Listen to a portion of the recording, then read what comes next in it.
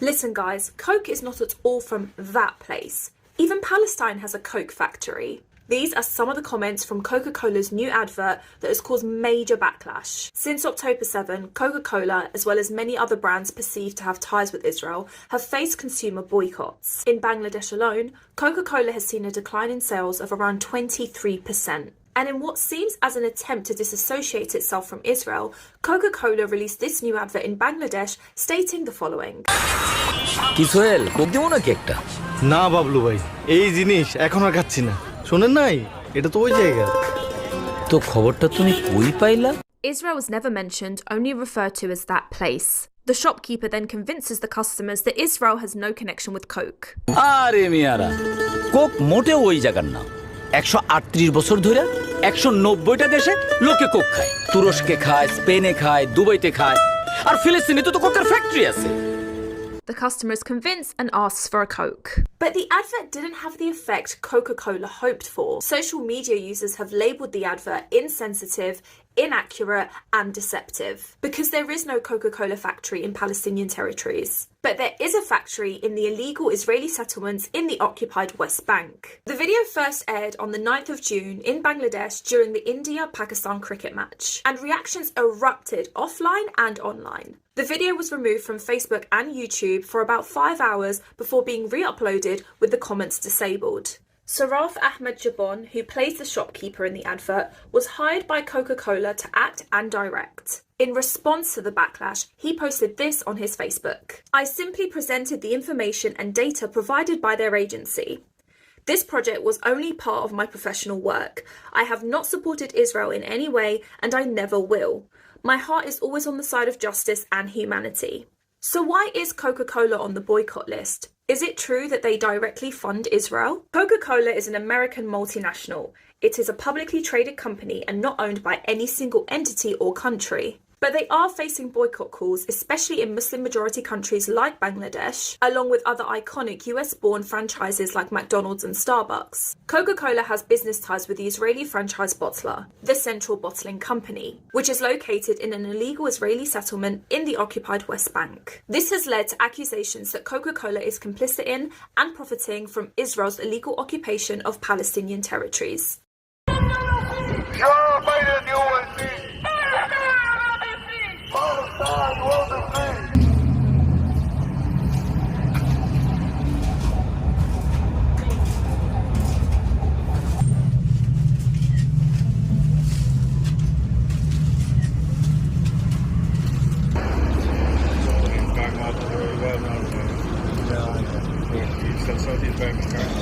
Dit is de kunstenares, heeft een kind verloren, hè? Ja, nou, ik heb kinderen naar de Palestijnen. Nou, daar bent u niet jaren. Vast wel. Nee, bent u een familie niet verloren? Hoezo? Nee, alle Palestijnen zijn mijn familieleden, ja? Oké? Ja? Wij zijn allemaal familie van elkaar. Het is zo. Waarom sinds de genocide voel ik mij meer verbonden met de Palestijnen dan met Nederland? Nou, dat is heel goed. Maar waarom moet dit zo tegenover elkaar staan? Waarom? Ja, wij staan niet tegenover jullie. Alleen wij snappen niet dat jullie 7 oktober ontkennen. Dat snap ik niet. Het is gebeurd, maar niet op de manier dat u dat doet. And here, Holland also, they don't see that genocide. They say they didn't cross the red line. I don't know if they see the colors or not. They don't know the colors, white or red or blue. That is the problem, what we are against it. That's why we show up here, because we hear yesterday there is a tunnel. That we show up and we tell them we don't agree with that, because they are only show one side, and the problem becomes in 76 years. Er mag geen oorlog zijn. Ik ben het met je eens. Dat mag niet. Ik wil dat jij dat ook. Nee, dat niet. Jij begrijpt niet dat niet begint met 7 oktober. wij hebben... Het begint, in jouw gevoel, begint 7 oktober eerder. Dat is in 70 jaar. Ja? Dit is in 70 jaar oorlog. Hoeveel mensen dat doen? In Israël of Palestijn? Nee, maar dan is de oplossing niet. Dan is de oplossing niet door mensen uit te moorden. Oké, wat oplossing? Dat je moet, zoals wij hier staan te praten, zo moet je eruit komen. Oké, ik ben ook niet politicus en ik ook normaal mensen. Je bent ook geen Palestijnse militair. mensen. Wat we gaan doen, meneer? Hoe kan in samenleven in één land? Daarna, jij kan nooit weg en ik kan ook nooit weg. Luister, natuurlijk kun je weg. Waar? Hoe? Wanneer? Iedereen kan weg. Luister eens. Ik ben niet, dit is mijn land. Waar woonde je voorheen? Waar woonde je in Israël of woonde je in een van de staten eromheen? Waar woonde je? Ik ben in het buitenland geboren. Waar ben je geboren? Ik ben in Syrië geboren. Syrië geboren. Maar waarom moet ik in Syrië geboren? Waarom? Je bent niet Damascus. Je bent in Syrië geboren. Oké. Dus, maar dan had je dus het recht om in Syrië te leven. Nee. Natuurlijk wel. Nee, ik heb recht in de Palestijn tot terug. Heb je een Palestijns paspoort of heb je een Syrisch? Ja. Heb je een Syrisch paspoort? Ik heb een nationaliteit van Palestina. Laten zien. Ik ben geïnteresseerd. Wat zeg je? Ik wil graag zien hoe het eruit ziet. Waarom? Gaat met elke ambassy in helaas. In Palestijn, wij kunnen nooit samenleven met Israëli of Zionist mensen. Nou, ik ken er genoeg die het wel ja, natuurlijk. Of zij. Maar ik heb een via met Jewish mensen.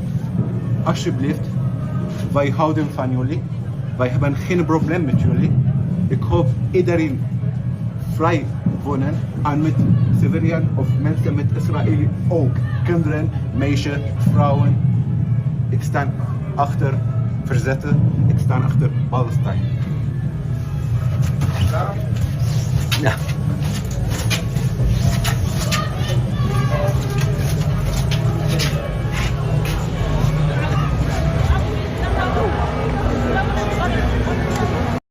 In Gaza, since October 7th, 19,000 children have been وين كيموتوا احنا كنشوفوا بعينينا. خويا نربي واحد القلوب وواحد الامه. هادشي اللي كنبغيو ليهم وكنبغيو ليهم ان شاء الله يتحروا وتحرر لنا فلسطين كيف ما كانت في الاول. يتحرر لنا مسجد الاقصى. كان الحج ما كيكمل الا به. What happened in Palestine will end. I hope genocide is end. أنا أخواننا بغزة وشعبنا بسوريا بالأمن والسلام والله يفرجها على الشعب الفلسطيني خاصة لأنه تحت وطأة احتلال قاسي صعب جدا.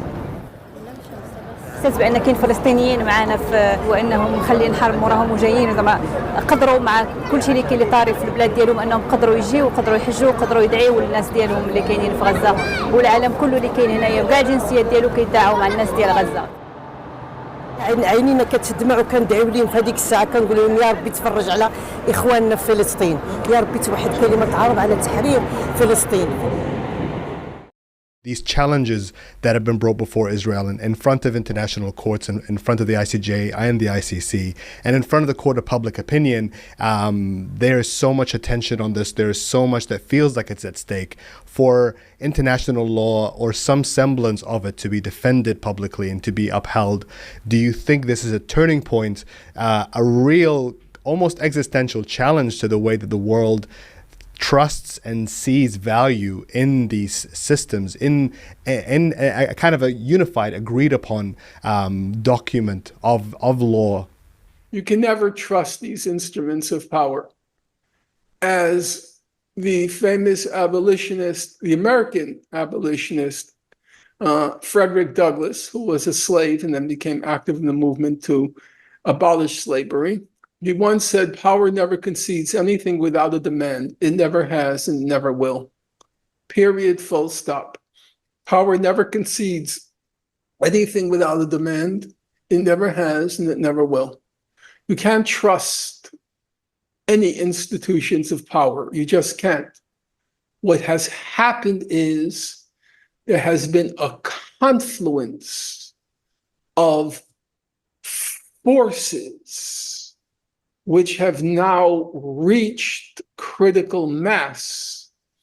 There was the Hezbollah in the north, there were the Houthis, there was the ICJ, there was the magnificent application submitted by the South Africans, there was the tenacity of the South Africans. They started December 29th. There was a ruling January 26th. They went back to the court in February. They went back to the court in March. They went back to the court in May. They wouldn't relent. And then there were the student demonstrations. It starts on one campus and then it spreads and it spreads and it spreads. And before you know it, it spread to Europe. And those demonstrations put the Palestine question at a place in the public agenda, the public eye, which in the United States could no longer be ignored. Not that before it had been ignored, no, obviously it was in the headlines, but the student demonstrations added an element of momentum and moral impressiveness. You know, college nowadays is not like in my day. It's very expensive. Columbia is $80,000 a year. And getting in is not easy. Highly, highly, highly competitive, more so than my generation. And these students were risking suspension, expulsion, and when you're in one of those schools, you're working very hard to get into a good professional school, getting into a good law school, getting into a medical school. And one bad grade can bring down what's called in the United States your GPA, your grade point average. It's not easy to be in an encampment for a month or so and still do your papers and still do your studying and still preparing for finals. It was very, you have to say, it was very impressive. And to defy the administrations, not easy, not easy. So all of those elements, those unpredictable elements, who would have ever thought the Houthis would become a power in world politics? You know? Who would have ever thought the South Africans would go to bat for poor, powerless, stateless people in Gaza, in this godforsaken place, this godforsaken concentration camp called Gaza?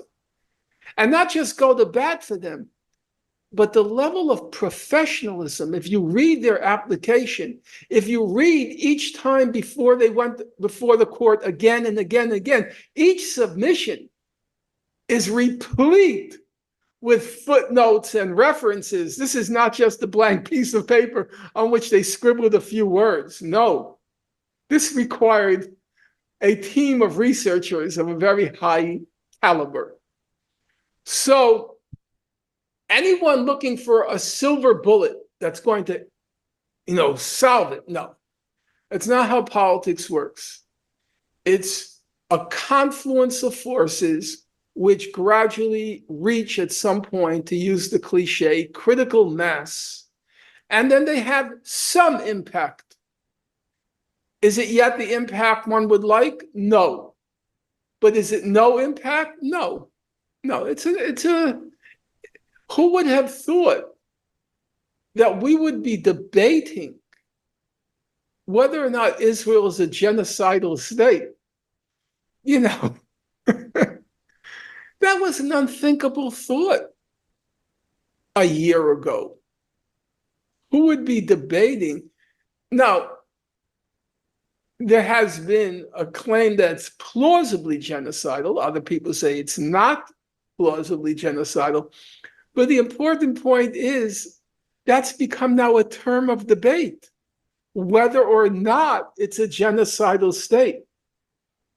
That puts Israel in a very, very ugly category, that we're even debating that issue. And we're debating it with credibility, where mainstream figures like Ken Roth, Aria Nair in the New York Review of Books are saying it is a genocide. It's carrying on a genocide. So there's been a dramatic shift in public opinion. As I already indicated, a shift of such magnitude that the entire legitimacy of the state of Israel has now been called into question, not just the occupation, not just the legitimacy of the occupation, but the legitimacy of the state itself. So it has been it's significant moment. And I don't think we don't trust these institutions. On the other hand, I think you can make the institutions work for us, but only if, as Frederick Douglass says, you make a demand, which is to say, you have to put your lives and your bodies on the line to force the necessary change.